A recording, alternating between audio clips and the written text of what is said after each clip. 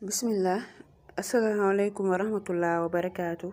mbokk yi ñu ngi leen di nuyu bu baax a baax di leen ziyaara di leen ñaanal jàmm di ko sàkku ci yéen di ñaan yàlla suñu audio bi fekk leen ci jàmm. alhamdulilah ñu ñëwaat ak yéen ci beneen émission santé ak beneen thème tey ñu fas yéene waxtaan ak yéen suñu li ñuy woowee impuissance sexuelle te dafa nekk ci loo xamante ne ci góor ñi nañ koy gis. mi ngi noonu bu dee jigéen moom yeneen mbir moo ko mën a gaar voilà lan mooy impuissance sexuelle maanaam nit ki su ko amee naka lay xamee ne lii moo ko dal le plus souvent yan traitement nañuy faral di joxe ak naka nañ mën a def ba duñ ko am mi ngi noonu. les définitions bi lan mooy impuissance sexuelle maanaam impuissance masculine tubaab le plus souvent noonu la koy woowee maanaam dafa nekk loo xamante ne genre benn dysfonctionnement la loo xamante ne awra ku góor ki ci boppam moom moo mënatul sëy normalement maanaam ku góor ki mënul sëy normalement lii tax ñu naan sëy carrément maanaam am rapport sexuel maa ngi jéggalu aussi ci kàddu yi ndax sujet bi moo koy laaj yenn mooy dinaa ko utiliser mi ngi noonu donc waa ji ci boppam dafay am problème pour sëy ak soxnaam maanaam pour mu yëg boppam non seulement problème lay doon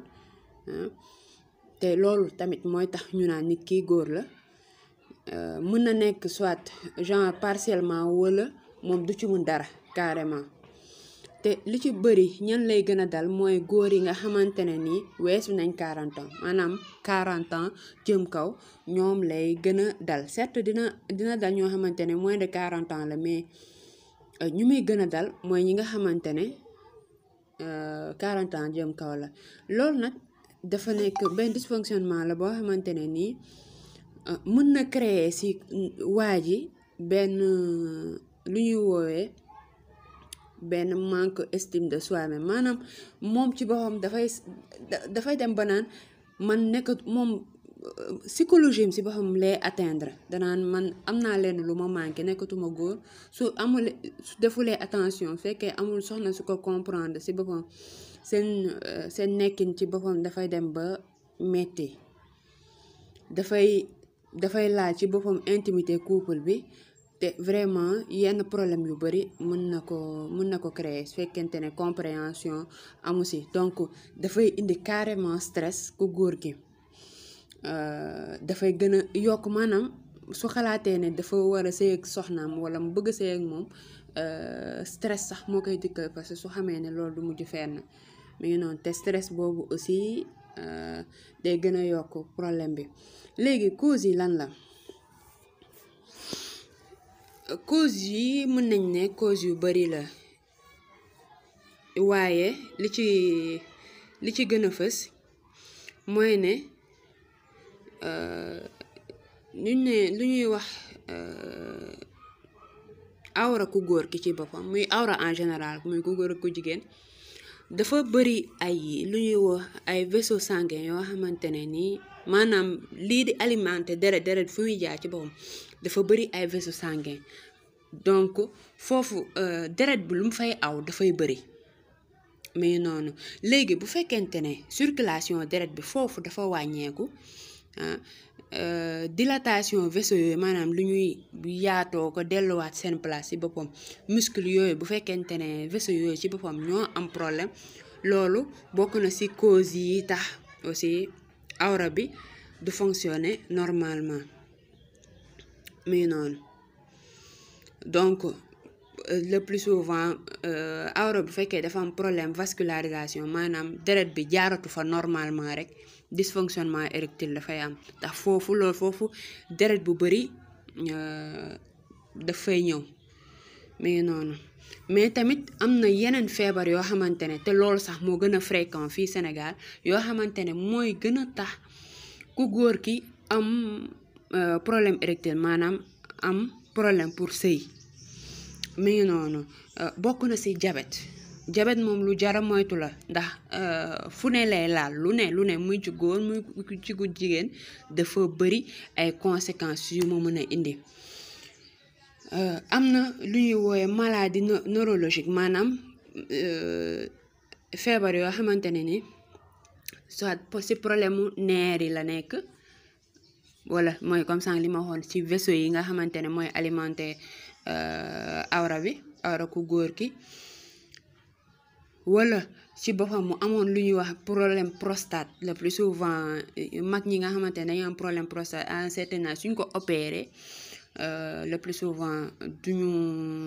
duñu mënati sëy suñu opéré carrément prostate mu jeex tàkk parce que le plus souvent fii li ñuy faral di def opération duñu def ablation carrément prostate maanaam duñu dagg lépp dañuy bàyyi tuuti pour nit ki ngóoram ba tey di continuer mais su fekkente ne dañoo dagg lépp dafay am problème boobu le plus souvent du sëy lu bëri parfois problème hormone lay doon loo xamante ne ni day faral di sécrété wu ci yaramu nit ki te dafa bokk ci suñu fonctionnement soit yenn hormones yooyu ñuy faral di wax mu wàññeeku wala mu yokk mi ngi noonu am na beneen facteur boo xamante ne ni problème bi maanaam tële boobu wala problème mu sëy boobu ci boppam dafa nekk lu ñuy wax problème psychologique maanaam kii ci boppam la ci boppam ndax am na ñu bari ñoo xamante ne ni ci yarin ba la wala waa ji bi mu nekkee xale soit jotoon nañ abusé ci moom wala ndax bu ñu fàtte ne yooyu noonu yëpp dafay topp nit ba ni ngay màggee wala ci yarin bala wala balaa muy jël soxna ci boppam maanaam xamal fii nga xam ne problème boobu lañu am Sénégal duñu xamal nit ki lan mooy sëy maanaam waajal ko naka la war a sëyee ci boppam ñi nga xamante ne ñoo xamal ñi kii nga xamante ne xamagul dugagul ci sëy problème yooyu donc su nekkee ak jigéen le plus souvent problème impuissance sexuelle wala dara ñi nga xamante ne ñi gën a nekk jeune par exemple parfois day dal ay 27 ans 30 ans ñooñu su dalee ñooñu li ñuy faral di wax ne ñooñu stress moo leen di gën a jàpp maanaam dañuy bëgg nu ñuy sëyee mu extraordinaire parce que dañuy fonne li ñuy def baaxul affaire maanaam donc lépp dafay delluwaat ci ñoom day delluwaat ci seen bopp donc dañ naan problème psychologique lay doon te loolu tamit lu gën a fréquent la mi ngi noonu léegi diagnostic bi naka nañ koy fajee le plus souvent nit ki su farale di am loolu ku góor ki maanaam pour mu sëy problème la wala ni muy sëyee ci boppam baaxul wala bokk du yëg boppam et tout su demee ci médecin da koy faral di ko poser ay question maanaam suy sëy naka lay def maanaam di jël ay détails yoo xamante ne carrément ne donc liñ koy laaj tamit il faut mu mun cee tontu carrément pour ñu mën a évaluer ci boppam feebar bi fan la toll ci moom ba pare tamit il faut que médecin bi tamit jéem a xam origine bi lan la maanaam soit ñu xam ne origine bi soit problème stress la comme ça ni ma ko waxee wala mu nekk benn boo xamante ne soit benn feebar boo xamante ne mooy conséquence bi mooy cause bi c'est-à-dire origine bi soit mën na nekk stress wala mën na nekk beneen feebar c'est-à-dire waa ji bu fekkente ne dafa diabétique par exemple mu am problème impuissance sexuelle mën nañ xalaat ne diabète bi moo nekk cause bi wala nit ki dafa am yaram trop am problème cholestérol loolu tamit bokk na ci cause yi ndax diabète moom fu mu nekk problème cholestérol maanaam hypertension diabète obésité yooyu noonu tamit bokk na ci lii di sonal góor li day sonal jigéen mais rawatina góor donc yooyu noonu yëpp donc médecin bi suy faj ci loolu lay appesantiru mais noonu médecin bi tamit dina jéem a xool ndax organe sexuel la maanaam awraam ci boppam ndax amul problème mais noonu boole kook yeneen analyse yoo xamante ne nii dina ko defar pour vérifier xool cause bi lan la donc il faut mu mën a xam cause bi pour ñu mën a avancer ci traitement bi mais noonu am na lu ñuy wooyee ne ay facteur de risque fu ñu déggee facteur de risque mooy ne nit ki su koy faral di def wala loo xamante ne lu ñuy lekk la wala lu ñuy naan la wala lu ñuy noyyi la wala façon dundinam su koy faral di def duñu ne loolu da koy indil feebar maanaam loolu par force da koy indi feebar déedéet mais facteur la ci mën na tax loolu mën na waral mu indi feebar donc facteur de risque impuissance sexuelle bokk na ci tox mu baaxul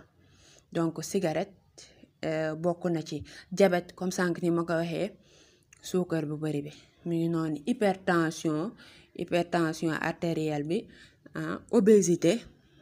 cholestérol ñoom ñëpp ñoo bokk maanaam même cercle la mi ngi noonu ak ñàkk def sport lekk rek ne neem loolu moom góor war na koo éviter mi ngi noonu donc bokk na ci naka nañ mën a xamee ne nit ki dafa am lu ñuy woowee impuissance sexuelle maanaam perte de libido lay am wala nit ki ci boppam moom du am envie sëy maanaam xelam ci boppam moo dul nekk ci sëy parce que day xalaat ne su sëyee lim ci war a am du ko am loolay benn ñaareel ba soit xelam sax mën na nekk ci sëy waaye du yëg boppam loolooy ñaar ñetteel ba ndox bi war a génn ci moom mën na bañ a génn ci moom ndax awraam ni muy mel la mi ngi noonu traitement yi dafa bëri traitement impuissance sexuelle parfois ci yenn dëkk yi dañuy faral di joxe yenn garab pour soit maanaam suñuy traiter cause bi yenn garab yi dañuy joxe pour mën a calmer bu fekkente ne garab yooyu nag doxul nañuy ñëw di point de vue facteur stress bi ci boppam toog waxtaan ak moom ne ko yow problème bi lan la carrément ndax le plus souvent problème mu impuissance sexuelle moom loolu la point de vue stress la carrément nit ki ci boppam dafay jaaxle du xam naka la war a def wala yeneen problème ñëw dal ko ba sëyam di commencer di yëngatu mais noonu léegi naka nañ mën a prévenir impuissance sexuelle bokk na ci mooy li may faral di wax tout le temps rek maanaam bi am benn hygiène de vie bu seen maanaam lekk bu normal pas trop salé ni trop sucré ni trop gras ñett yooyu moo war a nekk suñu système de vie ndax ci la diabète nekk ci la hypertension nekk ci la obésité nekk donc loolu suñu moytoo rek loolu mën na bañ a gaar ñu bari mais noonu boole ko di def activité physique di yëngal yaram yi di tàggat yaram yi ndax góoru Afrique en général dañoo tàmm à un certain âge dañuy lekk rek toog benn place presque duñu bouger ci dara donc bokk na ci loolu moom nañuy woowee sédentarité dañuy dem ba dañuy toog donc feebar yu bari di leen commencer di gaar di éviter ay cigarettes consommation ay drogue yenn yi nga xamante ne nii vraiment dafa mën a sonal nit mi ngi noonu donc daal je pense que ne loolu nañ bëggoon indi tey ci sujet impuissance sexuelle j'espère que sama audio bi leer na que